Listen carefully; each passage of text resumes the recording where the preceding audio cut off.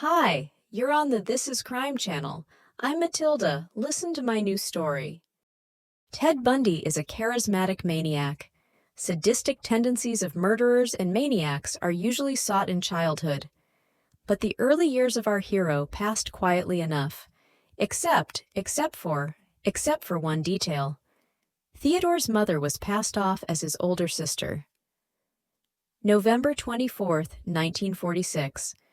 Eleanor Cowell gave birth to a son in a hospital shelter for single mothers in the state of Vermont. Eleanor had no husband, but her father and mother were living. After some time, she came home with an infant, and the family made the decision to keep the boy in the dark. Up until a certain point, until Ted discovered the birth certificate, he thought his grandparents were his father and mother. True, according to some reports, Eleanor's father, Samuel, may indeed have turned out to be Ted's real parent. He was known to be a hard, tyrannical man with a violent temper. Samuel often snapped at the family and could hit one of the children if they slept too long, for example. Ted's grandmother suffered from clinical depression and was repeatedly treated with electroshock. Eleanor noticed strange tendencies in her son quite early, so, at the age of 3, Ted brought all the knives from the kitchen and placed them around his sleeping cousin in such a way that the blades were directed at her. Unwilling to tolerate her father's tyranny any longer, and in an attempt to shield little Ted from his sadistic influence, she decided to leave her parents' home. Eleanor moved to Tacoma, Washington, and settled near her uncle's family. She took her middle name Louise and chose a different last name, Nelson. Louise Nelson soon met her future spouse, Johnny Bundy, who adopted Ted. The boy never got together with his adoptive father. He missed Samuel, who for a long time considered his real dad. Despite the latter's obnoxious temper, Ted always spoke of him with admiration. Stephanie and Ted. Problems, however. Ted had problems not only with mutual understanding in the family. Relationships with peers also did not add up. He was considered very modest, shy, and quiet boy, however. An outcast or scapegoat in school, he was not. Ted himself later said that in his youth he sought solitude because he did not understand the relationship between people. Everything changed when Bundy went to the University of Washington. There he met his first love, Stephanie Brooks. She was a girl from a well-to-do family, a beauty, an intellectual. Ted and Stephanie were together for about a year, but then she left him, considering not the most promising chosen one. Parting and betrayal. Ted suffered extremely hard. He harbored a terrible grudge against Stephanie and vowed to get even with her.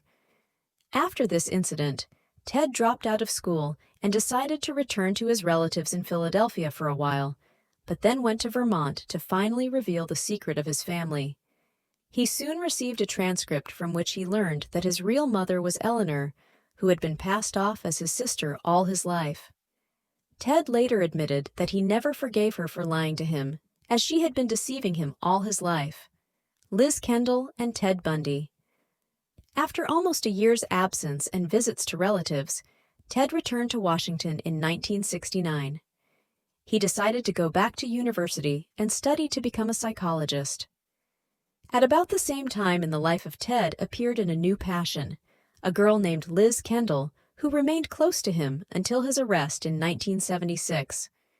Already later, at the interrogation, Liz said that in their relationship with Ted were some strange things, especially it concerned his sexual behavior. It seemed that Bundy's life was getting better.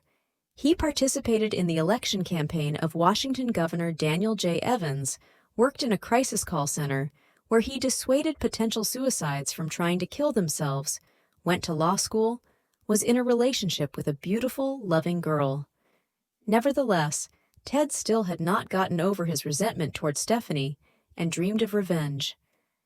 In early 1974, he went on a business trip to San Francisco, where he crossed paths with his first love at dinner. New Ted made an impression on the girl. Stephanie fell in love anew and was ready to resume relations. As soon as Bundy achieved reciprocity, and realized that Steph was going to say yes to the marriage proposal, he dumped her. But Bundy felt he hadn't avenged his humiliation enough, and on January 4th, 1974, he opened the hunt. Over the next 6 months, 8 girls disappeared from university campuses in different states. The police did not connect these disappearances in any way, as the geography of the crimes was vast. Even later, investigators identified common features and characteristics of Bundy's victims. He chose young, very attractive girls, all of whom wore a similar hairstyle. It was long, loose hair to the shoulders, separated by a straight parting, just like Stephanie's. That's exactly the style she had. Bundy's victims. Often girls disappeared in crowded places, in a bar, on the beach, in a supermarket parking lot. The reason was simple. The criminal did not inspire them with fear. They all left with him voluntarily. Bundy, an excellent psychologist and manipulator, knew how to gain their trust. He liked to press on pity, taking advantage of the kindness and responsiveness of girls. For example, he limped, leaning on crutches, or appeared with a bandaged hand and asked for help, to carry the purchases to the car, to show the way. Then, when a girl approached the car, Bundy owned a VW Beetle, Ted would hit her over the head with something heavy and push her inside. He would then handcuff her and drive her into the woods, where he would rape and kill her. He'd bury the bodies, but he'd often come back. He would give the corpses makeup and dress them in nice clothes so he could have sex with them again. The bound or chained hands of the girl were an indispensable attribute of his hunts. It was the helplessness of the victim that excited him. Already later, being in the status of a prisoner, Bundy told reporters in an interview that his psyche was influenced by pornographic magazines and porn comics, which he read in his youth. He chose only those that contained elements of hardcore porn, binding, beating, violence, and brutality. According to Bundy, such magazines can corrupt the psyche and make a maniac of virtually anyone. He also admitted that the fascination with such literature is akin to a drug addiction. You want more and more all the time. Some opponents of porn have even used these arguments in their fight against the industry of depravity. The first clues against Bundy and the police came after one July afternoon from the beach, 32 kilometers from Seattle. With a difference of a few hours, disappeared 2 girls. One of them, Janice Ott, Bundy lured home under the pretext of helping him with loading a sailboat into the car.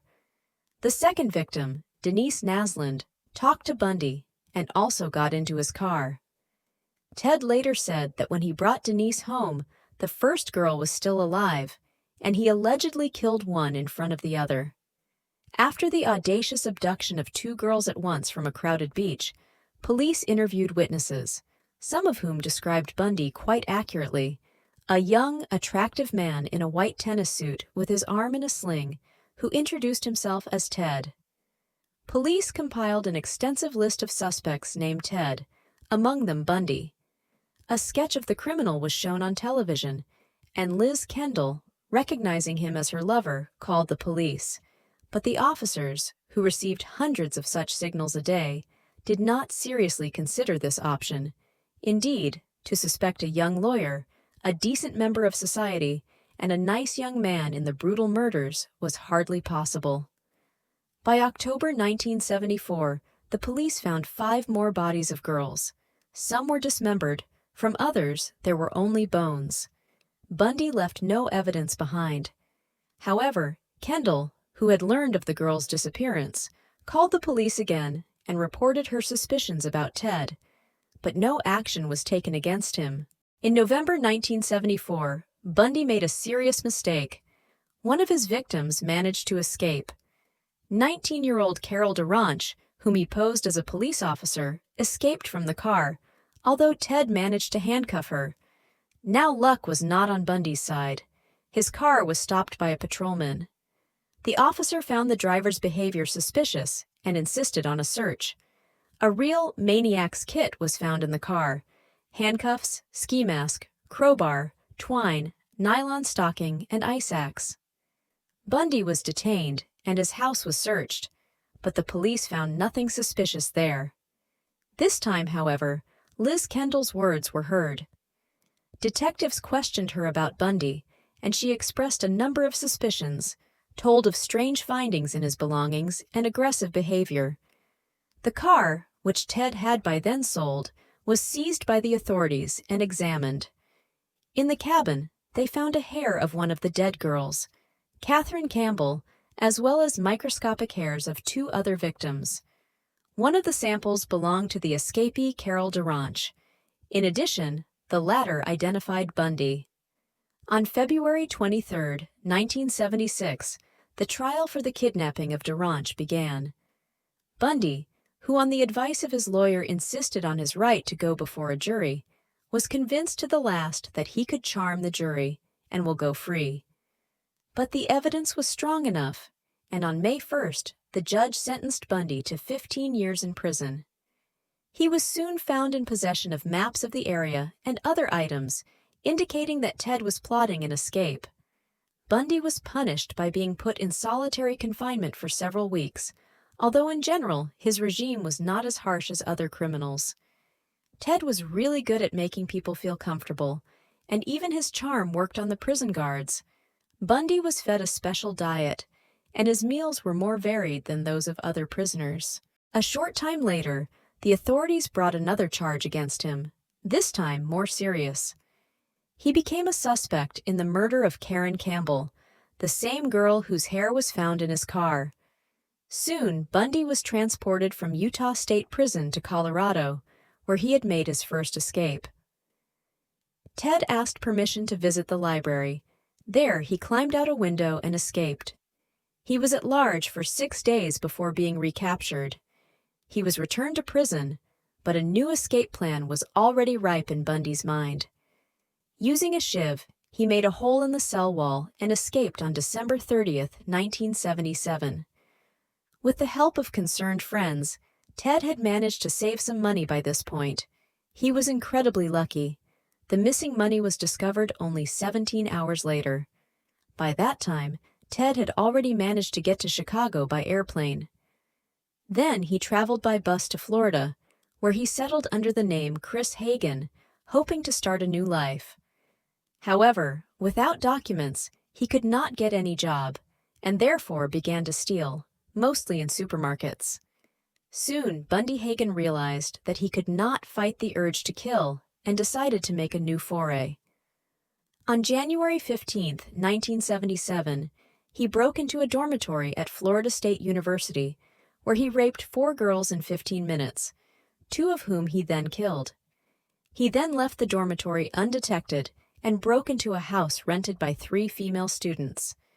He climbed into the bedroom of one of them, brutally beat the victim, and performed an act of self-pleasure.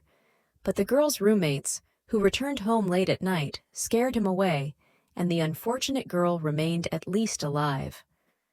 On February 9th, he committed the last murder. This time, the victim was a 12-year-old girl, Kimberly Diane Lynch, whose remains were found 7 weeks later in a pigsty. Bundy was soon apprehended, almost by accident. A patrolman stopped his car because the vehicle was listed as stolen. The cop didn't realize he'd nabbed one of the most dangerous and wanted maniacs in the world. This time, he was charged with murder and assaulting female university students. Bundy was defended by 5 lawyers who recommended him to make a deal with the investigation. In exchange for confession in the murder of 3 girls, he could receive a sentence of 75 years in prison instead of the death penalty.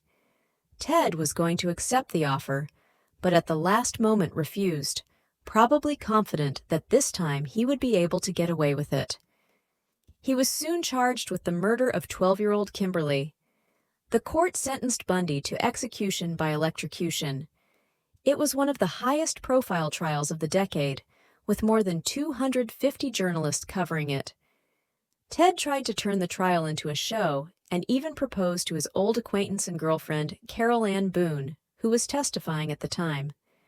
And Carol accepted the proposal. She reportedly gave birth to a child by Bundy in October 1982.